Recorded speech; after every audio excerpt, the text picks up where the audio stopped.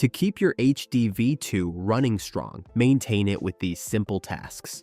For parts, check out our website's parts page. For all of these tasks, you will need to start by removing the basket.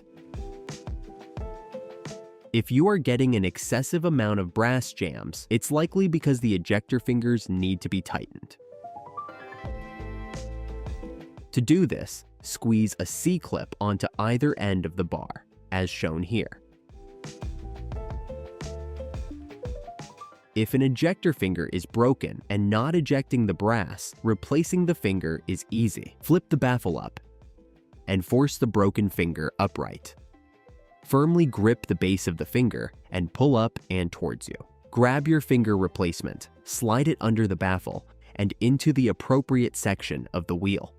With a flat hand, firmly press the base of the finger onto the ejector bar. If you are having a hard time finding space on the bar to press it into, you can remove the C spacers before replacing the finger. Just remember to replace the C spacers back onto the bar, making sure there are no gaps when pulled apart. Rock the baffle back into place before using. Look over the wheels of your collection drum. If you have bent tines, just bend them back into place. Even if you have multiple broken tines, it shouldn't affect functionality too much. If it does, it may be time to replace your collection drum. To replace the collection drum on your HD-V2, you will need a 7/16" wrench and a Phillips head screwdriver. Using the wrench and screwdriver, unscrew and remove these two screws on the side. Repeat on the other side. Once the screws are removed, pivot the frame up on the small roller wheels on the front and roll the collection drum out of the frame. Remove the axle block and the plastic washer from the drum on both sides. Save these to reuse. Place the new collection drum on the table and insert the washer and axle block into each side.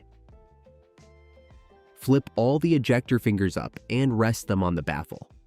Pivot the frame up and over onto the wheel drum, making sure the ejector fingers are placed into the correct position, one finger between each wheel.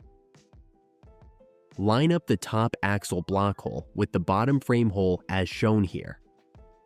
Push the bolt you removed back through these holes. Push the block up as seen here and let the frame swing down. Line up the top frame hole with the second hole in the block and reinsert the second bolt. Place the nuts on the back of the frame and attach them to the bolts. Fully tighten using the 7/16" wrench. Repeat on the other side. Double check that all the fingers are back into the correct position and replace the basket. If you have any questions, please call or email us.